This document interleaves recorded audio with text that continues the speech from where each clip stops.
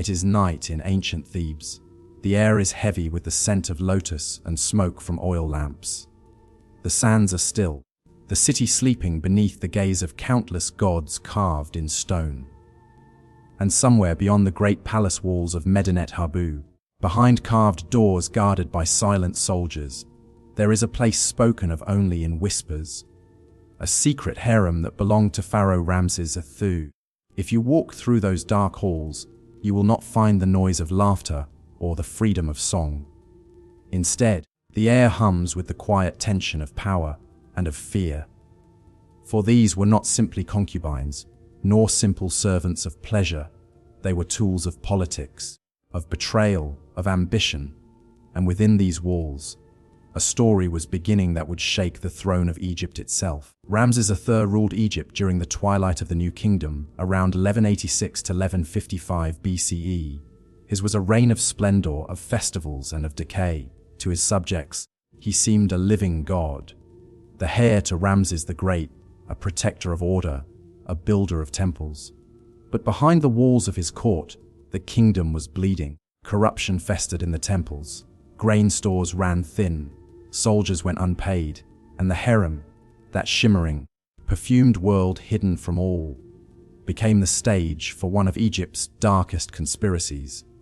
Imagine it: hundreds of women from across the empire, some Egyptian, some foreign, all brought into the palace for the pharaoh's pleasure. The harem was a world of hierarchy: concubines, servants, singers, dancers, nurses, scribes, and guards. At the top of this delicate order stood the great royal wife, the queen. Beneath her were lesser wives and the royal children, each with their own attendants. The harem was not a place of mere passion. It was a kingdom within a kingdom, governed by strict rules, overseen by priests, and guarded like a temple. The women lived in luxury but under constant watch. Their movements were limited, their letters censored, their visitors controlled.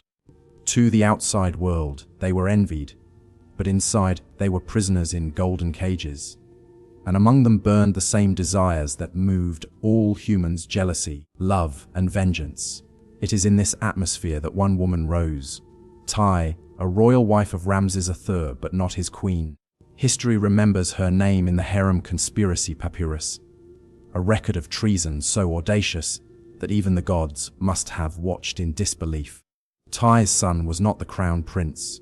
The throne was destined for another, the son of the great royal wife Isis. But Tai had ambitions. She wanted her son, Pentuer, to wear the double crown of Egypt. And so, within the hushed corridors of the harem, she began to weave a web of seduction and rebellion. The harem's guards were men of low birth, chosen for loyalty but easily tempted. The women knew their weaknesses: flattery, wine, promises.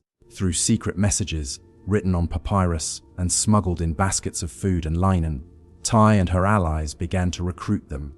Some were promised gold, others power, and some, perhaps, were simply caught in the dangerous spell of forbidden love.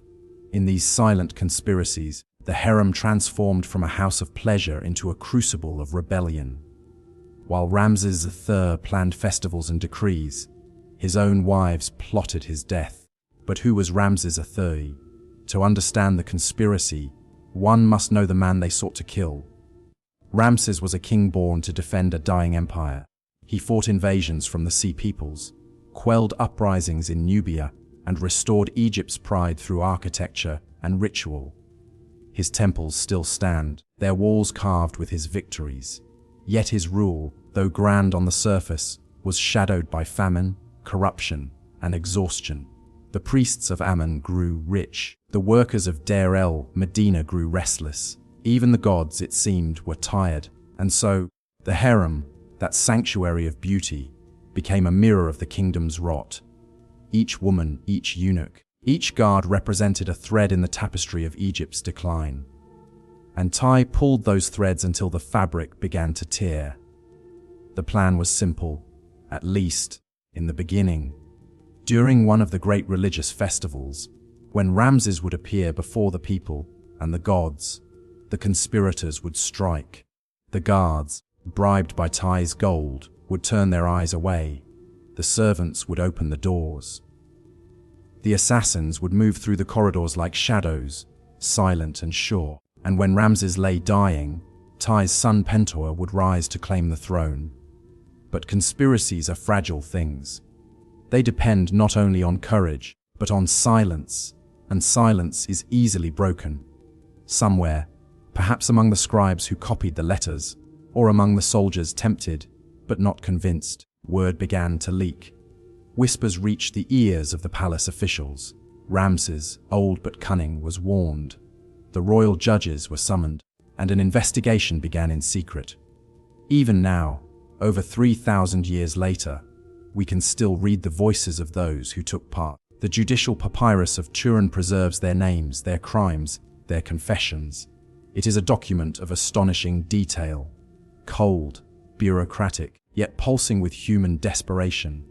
The trial that followed was not held in public. The accused were not brought before crowds. Instead, in a quiet chamber deep within the palace, they faced panels of judges, men chosen by the Pharaoh himself, though by this point, Ramses may already have been dead, for that is the great mystery: did the plot succeed? Some evidence suggests Ramses IV was indeed murdered, his throat cut, a fatal wound found centuries later when modern scientists examined his mummy. His neck, preserved by ancient embalmers, bore the unmistakable mark of a blade.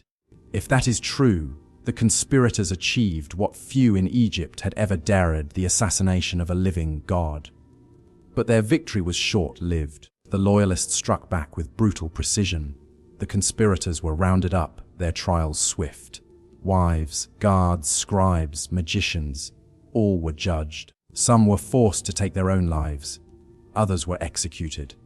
Ty herself disappeared into silence, perhaps executed, perhaps imprisoned. Her son Pentuer was given a choice unworthy of a prince: to die by his own hand. His body, found in a tomb near his father's, shows signs of strangulation, a twisted, anguished face frozen in death. He was wrapped in a goatskin, a mark of disgrace. And so the conspiracy ended, as all such things do, in ashes and shame. Yet the story of Ramses IV's harem lingers, not because of its violence, but because of its humanity. These were not mythical beings but real people, caught between power and desperation. The harem, so often romanticized in later centuries, was in truth a prison of fragile souls. The women were trapped in luxury, bound by duty to please a man who was more god than husband. They had no escape, no voice, no life beyond those walls. It is little wonder that ambition turned to rebellion. If you close your eyes, you might imagine the harem's chambers, the painted walls showing lotus flowers and dancing girls, the sound of flutes and laughter that concealed the quiet plotting behind veils and glances. You might hear Ty's whisper to her servants, "Soon the throne will be ours." You might see the trembling hands of a scribe, copying the message that would doom them all. In those final nights, the palace must have been thick with fear. Ramses, old and wary, may have suspected everyone. The guards stood more alert. The doors were barred earlier. Servants were questioned, beaten, silenced. The festival of the god Amun came and went, but the joy of it was gone. Only the Nile flowed on, indifferent as always, carrying its slow burden of silt and secrets. Centuries passed. The palace crumbled. The harem's walls collapsed into dust. But the papyri survived, buried in tomes, waiting. When modern archaeologists found them, they were stunned by what they read, not myth, but testimony. Egypt, the most stable civilization of the ancient world, had nearly fallen to a whisper of women behind closed doors. What does that tell us about power? Perhaps that even the mightiest empires can be undone not by armies or plagues, but by human hearts, jealous, frightened, yearning for freedom. If we return now to that moment, to the night before the attempt on Ramses's life, we might imagine Ty lying awake in her chamber. The oil lamp flickers. The scent of myrrh hangs heavy in the air. She hears the distant sound of music, the musicians playing for another wife, perhaps for the queen herself. In her hand, She holds a small papyrus scroll, the final message to her co-conspirators. Her pulse quickens. The moment is near. She thinks of her son, proud, strong, denied his birthright. She thinks of the injustice of it, of years spent behind walls while others feasted in the light of the gods. She thinks, perhaps, that even if she dies, her name will not be forgotten. And then she signs it with the mark of a royal wife and calls for her servant. We do not know what she felt when the guards came for her, whether she screamed or stayed silent, whether she still believed, until the end, that she could win. The papyrus does not tell us. It tells only that she was judged, that her allies were destroyed, and that Ramses III's body was buried in haste, with priests chanting prayers to a god who had been betrayed by his own household. When the mummy of Ramses III was unwrapped in the 20th century, the truth was at last revealed. Beneath the wrappings, a deep gash across the throat. Someone had pressed linen into the wound to hide it. Perhaps the embalmers knew the truth, but dared not speak it. Perhaps they too feared the wrath of those who still held power.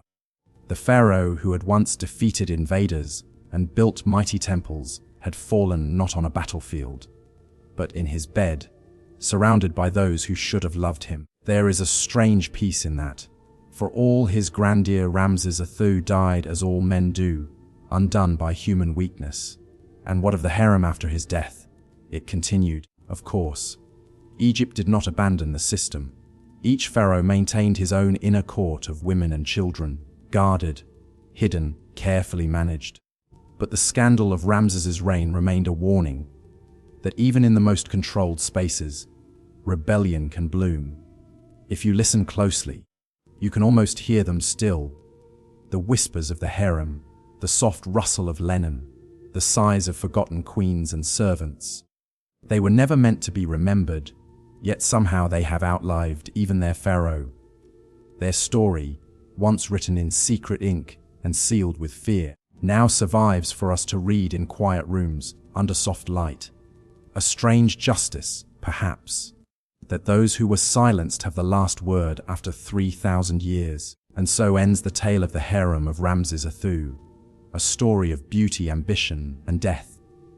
The sands have long since covered their palaces, but the scent of their scandal still drifts through history, faint as incense, enduring as stone. When the torches dimmed and the chanting of the priests faded into the night, Egypt entered a silence deeper than the desert itself. Ramses II, son of gods and master of the two lands, was gone. The great palace at Medinet Habu stood still beneath the stars, its walls carved with scenes of victory, though the man who had ordered them now lay cold and bound in linen. And in that quiet, the empire held its breath, unsure of who would rule, unsure of whom to trust. The conspirators had thought themselves clever. They had plotted beneath the gaze of the gods, whispered in the chambers of the harem, bribed guards, and written letters in ink mixed with perfume. Yet now, the very words that had carried their hopes had become evidence against them. The scribes of the court, those silent servants of memory, copied their confessions with careful precision, their hands steady even as the accused wept or raged before them. The trial of the harem conspirators would become one of the most extraordinary events in ancient Egyptian history. Not because kings had not been challenged before, but because this challenge came from within the very heart of divine power. The harem had been a sacred institution, guarded by taboos as strong as stone. No one had imagined that treason could grow there, but it had. And now Egypt would make an example of it. The court assembled in secret. No public spectacle. No open judgment before the people. This was too shameful for that. The judges, 12 in number, were men of high birth and deep loyalty to the throne. Their leader, Pebes, was an old general who had served Ramses III in campaigns long past. His eyes were heavy with duty, his voice calm. He had known the pharaoh as a god, and now he was to preside over the punishment of those who had dared to strike him down. The accused were brought one by one. not through the grand gates, but through narrow corridors hidden from the view of the common people. Each was stripped of jewelry and rank, reduced to their true selves, frightened, fragile human. The first to stand before the court was Tai, once a royal wife. Her beauty had not entirely left her, though her hair was unkempt and her eyes hollow from sleepless nights. The judges did not look at her as a woman, but as a symbol of corruption. The papyrus says she confessed her crime, though we cannot know the tone of her voice, nor whether she wept. She might have stood proud, defiant to the end, or she might have whispered, broken by the knowledge that her dream had become her ruin. The record merely notes that she was found guilty and that her punishment was death by her own hand. That phrase would appear again and again in the trial records.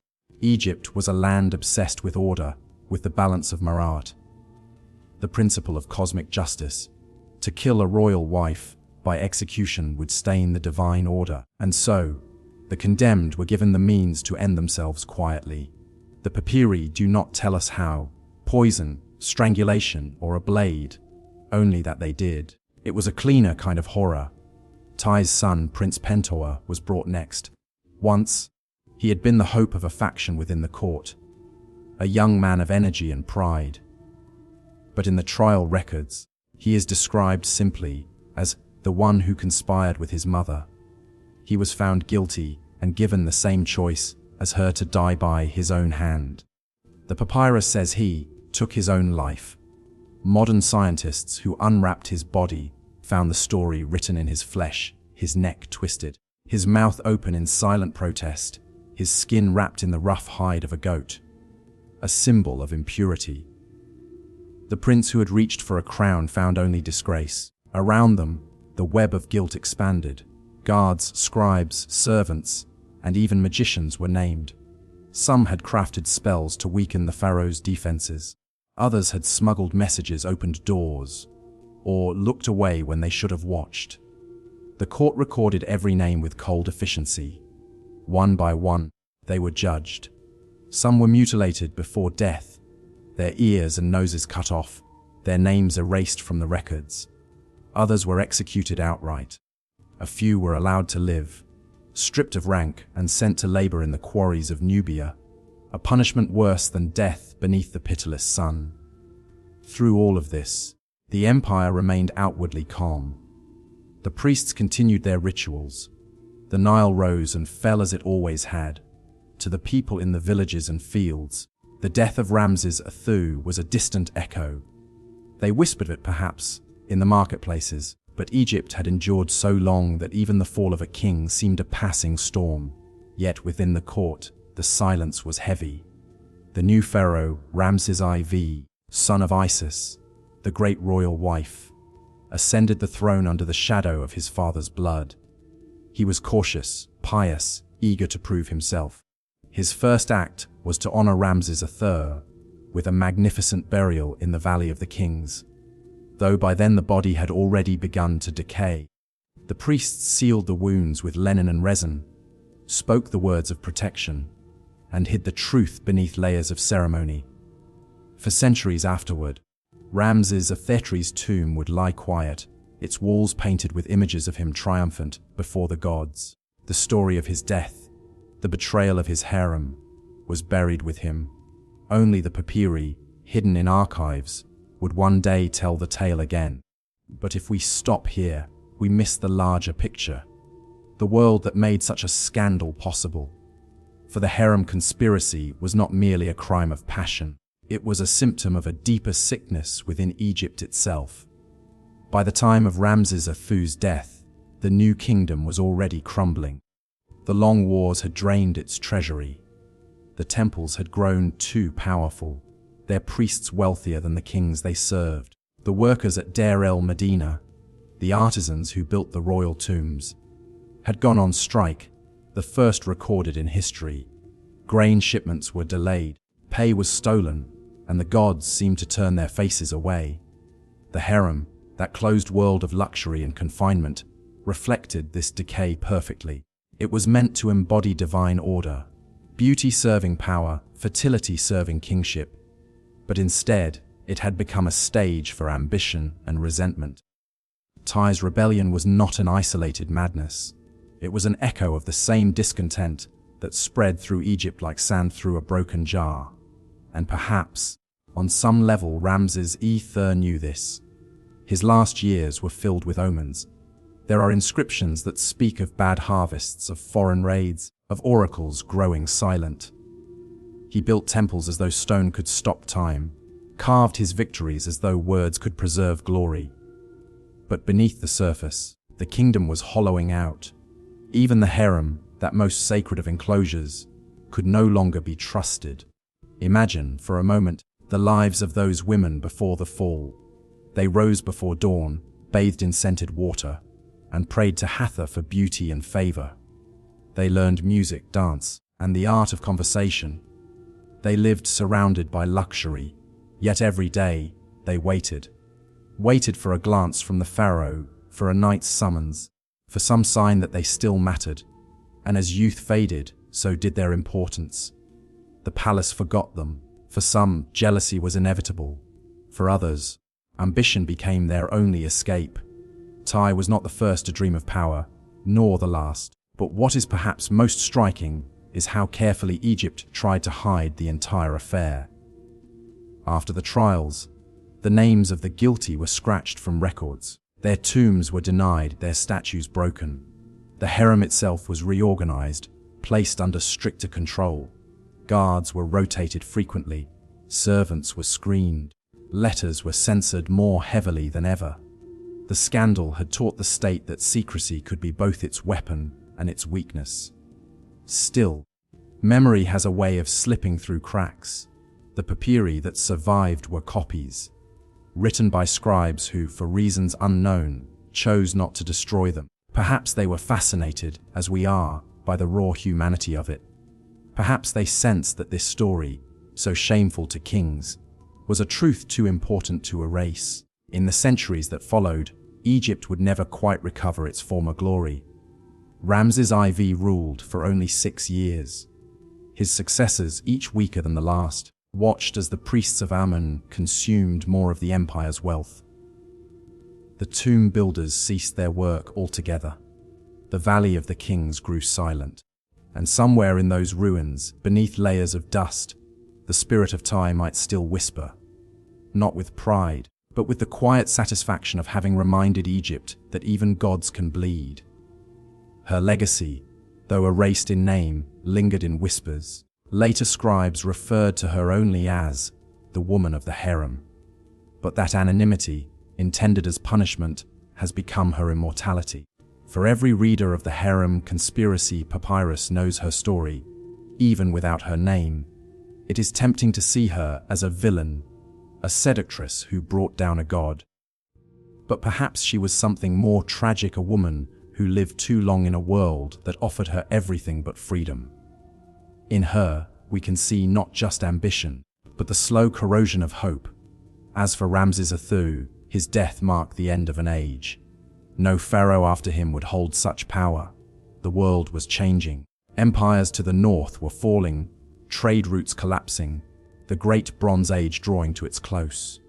Egypt, once the heart of the world, became an echo of its past glories, still proud, still beautiful, but fading. And so, the story of Ramses II's harem is not merely one of scandal or murder.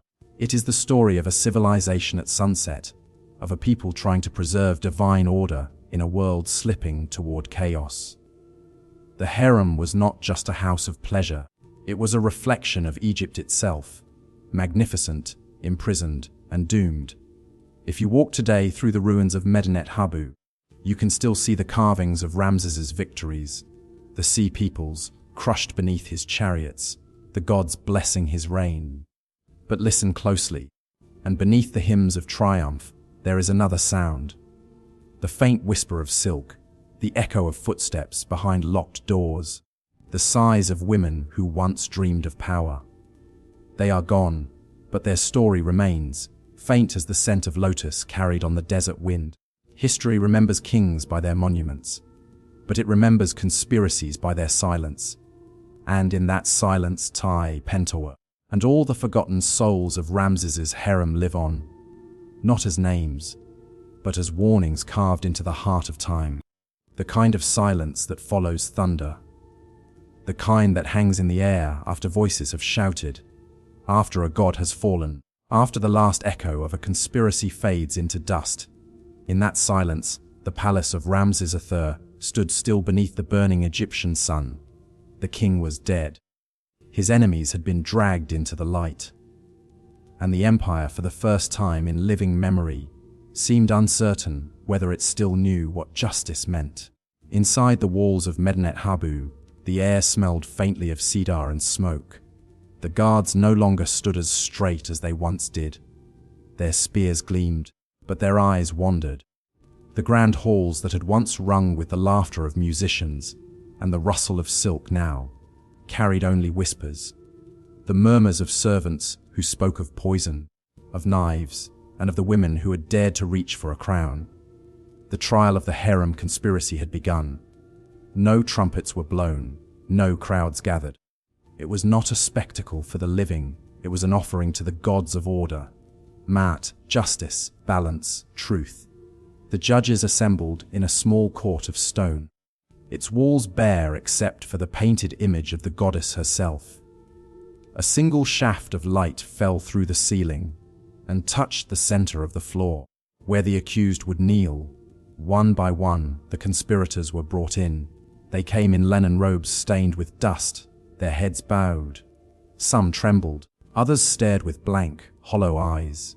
There were guards, priests, servants, scribes, men who had whispered treason inside the palace of women. And there were women too, veiled and silent, faces hidden, voices lost to time.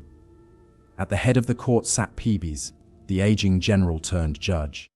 His hair had turned white, his back slightly bent, but his voice still carried the weight of authority. He was not there to punish. He was there to restore. For that was the purpose of judgment in Egypt. Not vengeance, but the rebalancing of the world. He raised his hand and spoke softly, his words echoing across the stone chamber. The king of Upper and Lower Egypt, Ramses Hikamat, son of Ra, Lord of Truth, has entered the West.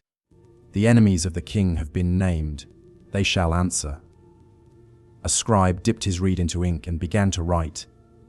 The first name was read aloud: Tai, great wife of the king.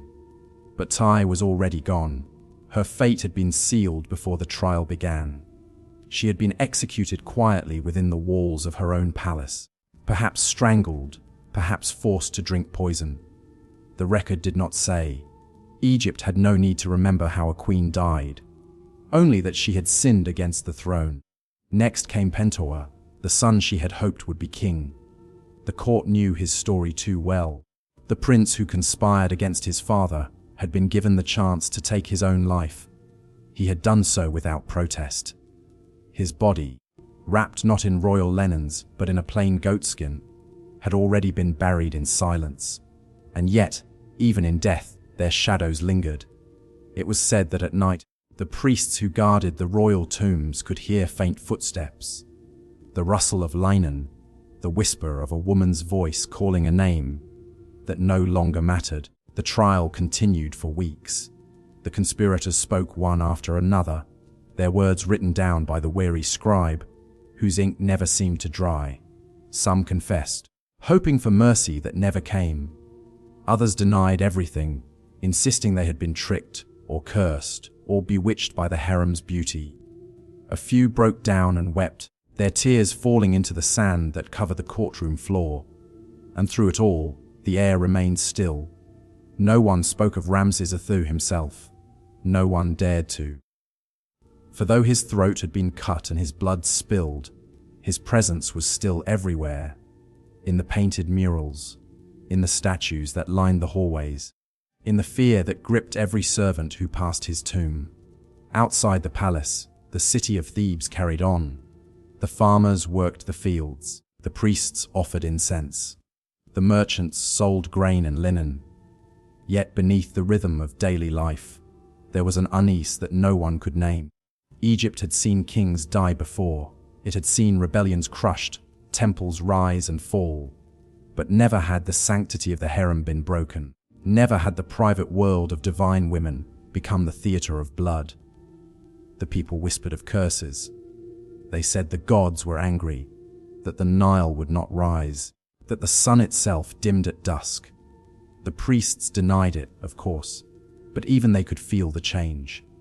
The old order had been disturbed. The line of the god kings was tainted.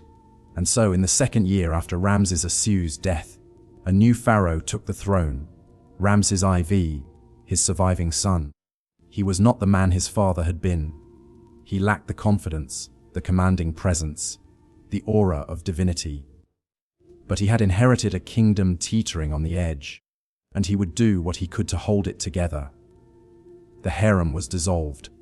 Its remaining women were sent away to temples, to labor in silence among the priestesses of Hathor. The guards who had turned traitor were executed or banished to the quarries of Nubia.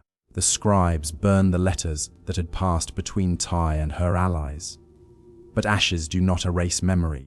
The court scribe, the same man who had recorded the trial, kept a secret copy. Hidden beneath a slab of limestone in his home, he stored the papyrus that told the truth, the judicial papyrus of Turin. It would remain buried for millennia, until men with strange eyes and foreign tongues came to dig up the sands of Egypt and rediscover what had been done. Meanwhile, life inside the palace moved on as if nothing had happened. The corridors were repainted. The statues were repaired. A new generation of servants arrived, too young to remember the names of the dead. Yet every night, as the oil lamps flickered, they swore they could still hear the faint sound of music from the empty harem halls. A ghostly echo of laughter, of anklets ringing, of whispers between women who once believed they could shape destiny. Ramses IV himself would visit those halls only once. It was late in the year of the inundation, when the floodwaters had begun to recede. The pharaoh, restless and haunted, walked alone through the harem courtyard. The moonlight fell in silver patches across the sandstone walls, illuminating faded murals of dancers and lotus flowers. The air smelled faintly of perfume and dust. He stopped beside a doorway, the entrance to Tai's private chambers. The door had been sealed, but the wax was brittle with age. He broke it gently and stepped inside. The room was small, filled with forgotten luxuries. Silk fans, a bronze mirror, a chest of cosmetics turned grey with time. On a low table lay a single gold ring. He lifted it and turned it in his hand. Inside was an inscription, "For my beloved son." He placed it back and said nothing. Outside, the temple bells began to ring. Somewhere beyond the walls, the priests of Amun were beginning the dawn prayers. The pharaoh closed the door and left it sealed again. He would never return. And yet, for years afterward, the harem remained a subject of uneasy fascination. The servants spoke of it only in whispers. The artists avoided painting its likeness. Even the poets, who could find romance in anything, dared not sing of the women who had plotted against the gods themselves. But in the quiet of the tombs, where the painters of el-Medina carved their hieroglyphs, a story endured, a chisel here, a symbol there. The tale found its way into hidden corners, beneath layers of plaster and paint. The artisans, who lived and died in anonymity, knew better than to write names. They carved instead the figure of a serpent and a lotus entwined, a secret sign for betrayal and desire. Centuries later, when the desert winds had covered everything in sand, and when Egypt had long since fallen under foreign rule, travelers would stumble upon those carvings and wonder what they meant. They could not hear the voices anymore. They could not smell the incense, or feel the heat of the sun on the palace walls. But the story remained. A faint heartbeat in the stone, waiting for someone to listen. The scandal of Ramses II's harem was not just a tale of lust or ambition. It was the sound of an empire cracking. It was the sigh of a civilization too old and too burdened by its own grandeur to see that the gods it worshipped were growing silent. For centuries, Egypt had believed that its kings were divine, That order flowed from them as surely as the Nile from its source. But now, even that certainty was gone. The gods had been wounded, not by foreign invaders, but by their own servants, their own wives, their own sons. And so, slowly, quietly, the age of the pharaohs began to fade. The temples would still stand. The statues would still rise toward the sun. But the soul of Egypt had changed forever. What remained was memory. And memory, like the desert wind, wears even the greatest monuments down to dust. By the time Ramses IV joined his father in death, the scandal was already legend. The scribes wrote new histories that spoke only of victory, of piety, of divine order. But in the secret corners of the archives, where the old scrolls were stored, the truth slept, waiting for the day when the world would care to remember. And so ends this quiet part of the story, not with thunder, but with sand. The palace of women stands empty, the echoes of their laughter long gone. The gods remain silent, and the Nile, eternal and indifferent, flows on. The sun still rose over Thebes each morning, but it did not shine the way it once had. In the days after Ramses III was laid to rest, life in Egypt did not stop. It simply dimmed. Like a lamp running low on oil, the flame of the great empire flickered, still alive, but no longer burning brightly. The new pharaoh, Ramses IV, awoke each day surrounded by the same golden walls his father had built. The servants bowed in the same way. The courtiers smiled with the same politeness, and the temples still chanted his divine names. But beneath it all, beneath the gold, the prayers, and the ceremony, there was a quiet emptiness. He could feel it when he walked through the corridors. He could feel it in the air itself.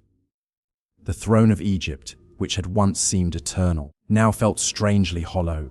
Outside the palace, the city of Thebes was changing. The markets were quieter. The riverboats moved slower. The temples, once overflowing with offerings, now saw fewer gifts at their altars. The great priests of Amun muttered about the treasury being light, and the workers who built the tombs of kings began to whisper that their wages were late. The empire that had stretched from the edge of the Mediterranean to the mountains of Nubia was still vast, but its heart had grown tired. The priests said that the gods were testing Egypt. The common people said the gods had left, and Ramses IV, sitting on his throne of gold, did not know which to believe. He had been crowned as the living son of Ra, ruler of both Upper and Lower Egypt, heir to 1,000 years of glory. But every time he looked upon the murals of his father's triumphs, the chariots, the battles, the parades, he saw something different. He saw ghosts. His father's murder had not been erased from the palace walls. It lingered like smoke, impossible to clean away. And sometimes, late at night, Ramses IV would wake from uneasy dreams and imagine that he could still hear his father's voice. The sharp tone of command, the heavy step echoing down a hallway, the smell of incense that never truly faded. He would rise, walk to the balcony, and stare out at the dark city below. The torches burned faintly along the temple walls. The Nile glimmered under moonlight, and in that calm, endless river, he saw the reflection of a world that had forgotten how to rise again. The workers of el-Medina continued to labor in the Valley of the Kings, as they always had. They had built the tombs of gods for generations. But even among them, a quiet despair had begun to grow. They were the best craftsmen in the world. Painters, sculptors, stone cutters, the hidden hands behind eternity. Yet now their rations came late, their beer was watered down, and their overseers looked the other way. They spoke softly of hunger and of debts unpaid. They wondered if the gods still watched over them, or if the sand would one day swallow their names. One worker, an old mason named Hori, had carved the name of Ramses III into countless tomb walls. He had spent his life chiseling divine faces into stone. Now, his hammer felt heavier each day. When he was young, he had believed in the promise of eternity, that the pharaohs would live forever, and through them, Egypt would too.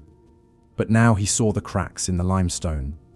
He saw the salt creeping up from the desert, eating away the paint. He saw the lies written over older lies, and he understood something terrible, that nothing, not even stone, lasts forever. Still, he kept working, because work was all he knew. In the temples of Karnak, the priests lit incense each morning and spoke the same prayers they had spoken for centuries. But even their voices had changed. The chants were quieter, the offerings smaller.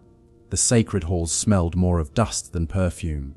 One priest, old, thin, and solemn, stood before the statue of Amun one morning and realized he no longer believed that the god was listening. He stared at the painted eyes of the divine figure and saw not power, but silence. The old priest bowed, whispered the words of devotion, and wondered if faith could decay like stone. Behind him, the temple servant swept sand from the floor, the same sand that drifted in from the desert that was slowly, patiently reclaiming Egypt.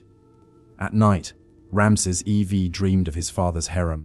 He had never entered it while Ramses III lived, but he had heard the stories. The halls filled with perfume and laughter, the courtyards of polished marble, the fountains that ran with cold water even in the heat of summer. Now, those chambers stood silent. The fountains had dried. The curtains had rotted. Only the faint smell of lotus and myrrh remained, rising from the dust like a ghost. Sometimes the pharaoh would order a servant to open the harem doors, just to look inside. He would walk through the rooms in silence, his footsteps echoing off the walls. And there, among the faded murals and broken mirrors, he would imagine the women who once lived there, the dancers, the concubines, the queen who conspired, and the whispers that had changed history. He would imagine them laughing, plotting, living. And he would wonder if they had known what they were starting when they struck at his father. Had they believed they were saving Egypt? Or had they simply been tired of living in gilded cages? He would never know. And perhaps, he thought, it was better that way. The years passed slowly. The Nile still flooded, but not as high. The fields still bore grain, but not as much. The tombs still filled, but fewer people remembered the names inside them. Egypt's greatness did not end in fire or war. It ended softly, like the fading echo of a drumbeat. By the 10th year of his reign, Ramses IV had begun to feel the same exhaustion that had haunted his people. He ordered new temples to be built, but they were smaller now. He sent expeditions to gather gold and stone, but the men returned with less each time. Even the scribes who carved his deeds into granite did so with less enthusiasm. Their hands moved slower, their words more cautious. They no longer wrote with awe. They wrote with obligation. The pharaoh's council spoke of rebellion in the south, of theft in the tombs, of soldiers who had not been paid. The priests demanded more offerings, the nobles demanded more land, and the people demanded nothing at all. They had grown too tired to hope. One night, the royal scribe, the same man who had recorded the trial of Ramses IV's conspirators, sat alone in his chamber. Before him lay a fresh papyrus scroll. He dipped his reed pen into the ink, but for a long time he did not write. The oil lamp flickered beside him, throwing shadows across the walls. He thought of the pharaohs he had served, the kings whose names would fill the temples and tombs. He thought of the queens and princes whose lives had ended in whispers. And he realized that history was not written by gods, but by tired men like him, men who had seen too much and remembered too well. He began to write slowly, carefully, the story of the fall. He did not call it betrayal or sin. He called it inevitability. For what was Egypt, he wondered, but a mirror held up to eternity, reflecting for a while the light of the sun before the sand covered it again. In the final years of Ramses IV's life, the tomb robbers grew bold. They dug into the burial chambers of kings, stealing gold amulets and Shabti figures. Some were caught and punished. Most were not. The sacred line between life and death, between the living and the divine, had begun to blur. Even the Valley of the Kings, once guarded by fear and faith, now echoed with the sound of chisels in the dark. And still, the Nile flowed. It did not care who ruled. It did not care who prayed. It had seen kingdoms rise and fall before, and it would see them fall again. When Ramses IV finally died, there were no great festivals, no endless parades of gold. The priests performed the rites with care, but without grandeur. The people bowed as his coffin passed, but few wept. It was as if Egypt itself had grown numb to death.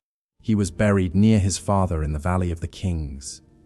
A quiet, modest tomb compared to the ones that had come before. The artisans finished the final carvings quickly. The walls showed the king sailing through the underworld, guided by Ra, his arms open to eternity. But even as they worked, the painters knew the dynasty was fading. The next pharaohs would be weaker.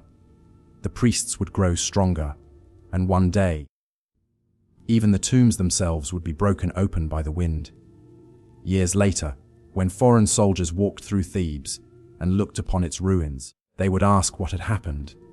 How had a civilization so great, so eternal, come to crumble into dust? No one would have an answer, because the truth was simple.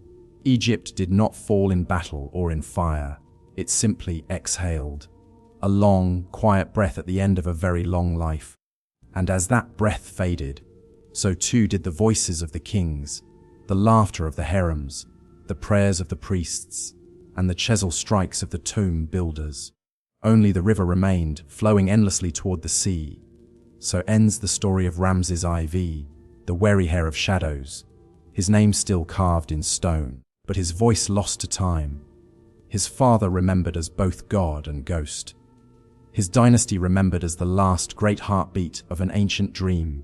And if you stand now, in the ruins of Medinet Habu, and listen carefully as the wind moves through the broken halls, you might hear it still.